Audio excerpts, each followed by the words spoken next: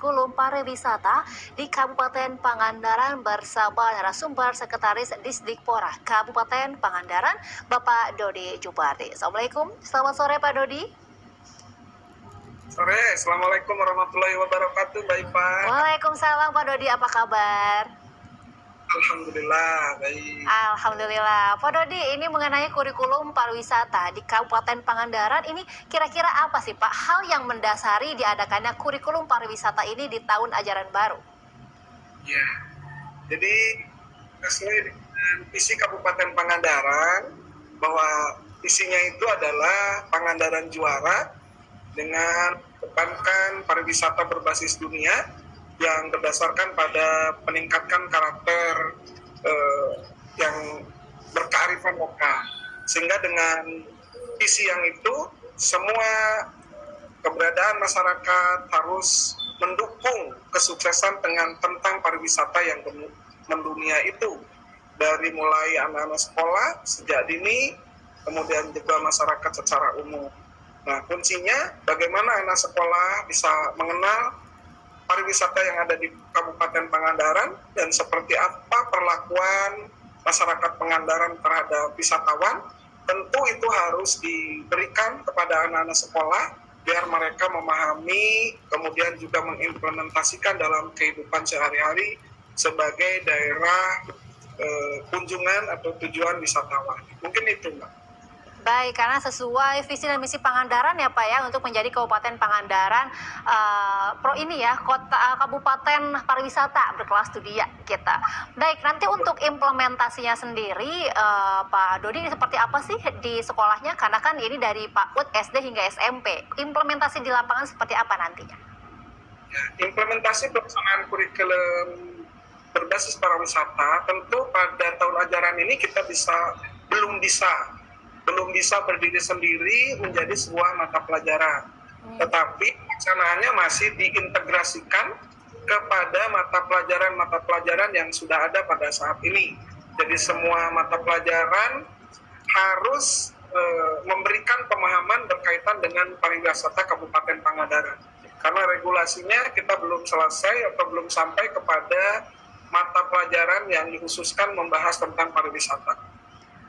Baik, jadi belum ada mata pelajaran khusus ya Pak, tapi disisipkan gitu ya ke beberapa mata pelajaran gitu. Baik, Pak Dodi, ini untuk potensi wisatanya sendiri nih dari Kabupaten Pangandaran kan banyak sekali ya Pak ya, dari wisata kelautannya, kemudian juga UMKM ya. Ini kira-kira potensi wisata yang mana nih nanti yang akan dimasukkan menjadi kurikulum pariwisata? Ya, kalau destinasi wisata yang kita harapkan atau disebutkan di kurikulum pariwisata ini tentu ya kita seluruh destinasi wisata yang ada kita kenalkan kepada anak-anak sekolah, dari mulai tempat, nama, kemudian karakteristik. Nah, mereka anak-anak mesti paham kalau Pantai Indah Pangandaran itu adanya di karakteristiknya seperti apa. Kalau berbasis alam yang lain seperti misalnya Santira, seperti itu, letaknya di mana, karakteristiknya seperti apa, mereka harus tahu dan bisa menyampaikan kepada masyarakat di luar Pangandaran. Baik, Pak Dodi, ini untuk sosialisasinya sendiri seperti apa sih? Apakah sudah berjalan gitu ke sekolah-sekolah yang akan dituju ini? Ya, untuk sementara ini sosialisasi kita sudah juga melalui media, kemudian juga guru-guru kita sering diberikan sosialisasi melalui kegiatan-kegiatan guru, misalnya saja ada MGMP, ada KKG, kemudian kepala sekolahnya lewat K3S, lewat MKKS. Kita sosialisasikan seperti apa dan bagaimana kurikulum pariwisata ini bisa dijalankan di sekolah-sekolah secara diintegrasikan kepada setiap mata pelajaran. Baik, Pak Dodi, ini kan untuk program ini diterapkan di seluruh sekolah PAUD, kemudian SD dan juga SMP. Nah ini kenapa hanya sampai SMP nih Pak, nggak sampai SMA atau SMK sederajat nih Pak? Karena sementara ini kita di kabupaten itu hanya punya kewenangan untuk mengurus PAUD, SD, dan SMP. Sementara untuk SMA dan SMK, kewenangannya ada di Provinsi Jawa Barat. Mungkin nanti kita ke depan bisa berkomunikasi, kemudian juga berkonsultasi, berkoordinasi dengan Dinas Provinsi Jawa Barat untuk bisa juga memasukkan kurikulum pariwisata secara integrasi pada saat ini. Baik, ini karena SMA SMK ini di bawah provinsi, apa tadi ke depannya ini rencananya akan ada komunikasi gitu ya supaya dimasukkan juga nih ke tingkat sekolah yang lebih tinggi. Baik, Pak Dodi, sejauh ini kerjasama atau integrasi dengan kedinasan lain, misalnya Dinas Kebudayaan dan Kepariwisataan, ini seperti apa Pak untuk menerapkan kurikulum pariwisata ini? Tentunya dalam penyusunan kurikulum dari awal kita sudah banyak berkoordinasi, banyak meminta bantuan dari dinas-dinas lain, bahkan kita sampai mengadakan pelatihan di PMPTK Pariwisataan. Bagaimana yang bisa dibuat baik itu untuk anak TK, PAUD, SD, dan SMP. Maka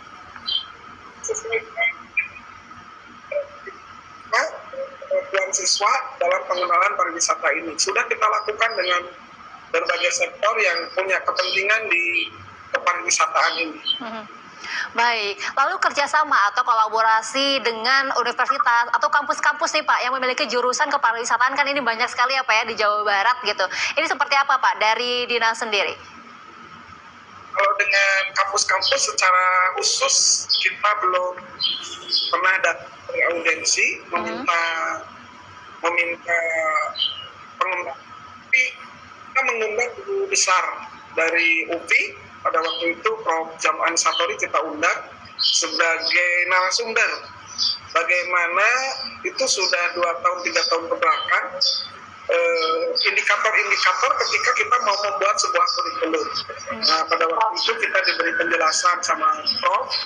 Ini indikatornya, nanti isinya seperti apa, kita berkomunikasi dengan PMPTK Kepariwisataan dan Perhotelan di Bandung pada waktu itu. Baik, jadi ini memang sudah matang sekali ya Pak ya, segala persiapannya sudah disiapkan, bahkan tadi indikator kurikulumnya pun sudah langsung berkonsultasi gitu ya dengan teman-teman di dunia akademik.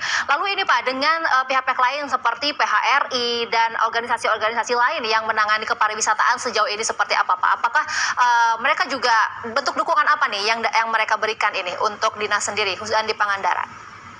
Ya, kita sampai ke saat ini dengan organisasi PHRI, misalnya kemudian Ikatan Nelayan, kita memang belum melakukan koordinasi secara matang. Mungkin kita akan mencoba untuk berkoordinasi lebih matang lagi, apa yang mereka kehendaki berkaitan dengan pengenalan pariwisata Kabupaten Pangandaran. Karena memang sekarang baru pengenalan bagi anak-anak itu sampai ke misalnya peristirahatan, ada hotel, ada wisma, ada mereka tahu apa sih yang disebut hotel, apa sih yang disebut wisma misalnya. Nah, sementara ini anak-anak masih belum paham perbedaan-perbedaan itu. Nah, itu dimasukkan ke dalam kurikulum. Baik, jadi ini benar-benar kolaborasi lintas sektor sekali ya Pak ya, ini untuk mewujudkan kurikulum pariwisata di Pangandaran gitu ya. Baik, Pak Dodi, sejauh ini tadi persiapan sudah sangat matang, kemudian juga sudah sangat siap gitu ya untuk menyisipkan kurikulum pariwisata ini ke mata pelajaran yang terkait gitu. Lalu Pak, ini untuk kendalanya nih, sejauh ini apa sih Pak yang ditemukan di lapangan? Ya, tentu ya kendalanya karena kita masih awalnya, jadi kita belum kukut.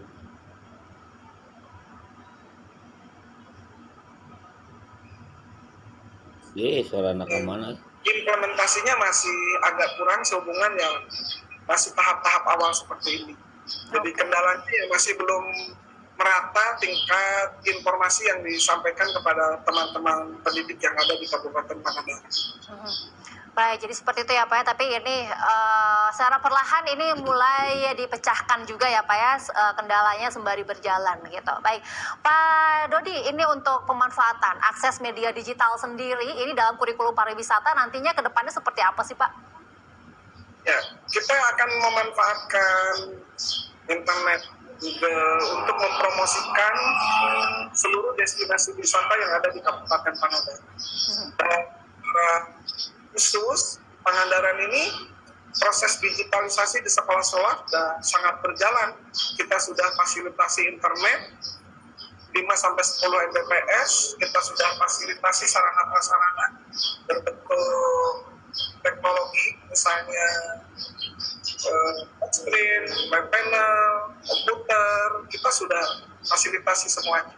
Tinggal nanti kita memanfaatkan fasilitas itu Contributor juga macam selain juga untuk pembelajaran, juga laptop untuk napa Dodi, menyampaikan aduh ampun. promosi berkaitan Saya dengan destinasi wisata yang ada di bingung. Kabupaten Pangandaran.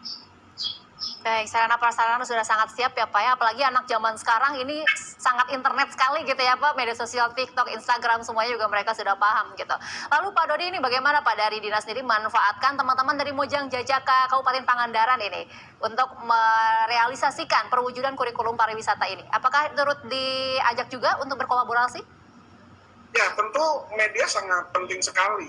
Ya, salah satu contoh pada hari ini saya ada di TVRI ini tentu berkat koordinasi dengan perwakilan TVRI yang ada di Pangandaran. Ya, membantu kami luar biasa bagaimana mengembangkan pendidikan kepariwisataan yang ada di Kabupaten Pangandaran. Saya terima kasih sekali ke koresponden atau wartawan TVRI yang ada di Pangandaran yang selalu eksis itu, tentang luar biasa itu, top lah. Waduh, Baik, Pak Dodi, ini Makasih, Pak untuk Dodi. ke depannya ini kira-kira ini kan baru di tahun ajaran baru sekarang gitu ya Pak ya. Kira-kira ini apakah akan seterusnya gitu dan untuk semua tingkat sekolah kah atau ada batasan khusus misalnya 2 tahun pertama trial dulu atau seperti apa nih Pak Dodi? Kita sekarang pelaksanaan ya hampir di semua jenjang dan di semua tingkatan, dari jenjang PAUD, SD, kemudian juga SMP, dan tingkatannya tentu dari tingkatan kelas 1, kelas 9, semuanya diberikan. Tapi materinya disesuaikan dengan tingkat berpikir anak yang ada. Salah satu contoh yang sederhana, ketika anak ditanya apa sih jenis ikan yang ada di laut, itu jangan sampai kerepotan walaupun dia masih anak kelas 1 SD misalnya, atau anak PAUD. Hal-hal semacam itu mesti kita kenalkan. Baik, jadi seperti itu ya Pak ya. Pak, terakhir nih Pak, harapan dari Pak Dodi sendiri nih terhadap kurikulum pariwisata untuk mewujudkan visi misi Pangandaran untuk menjadi kabupaten pariwisata berkelas dunia. Mangga Pak Dodi.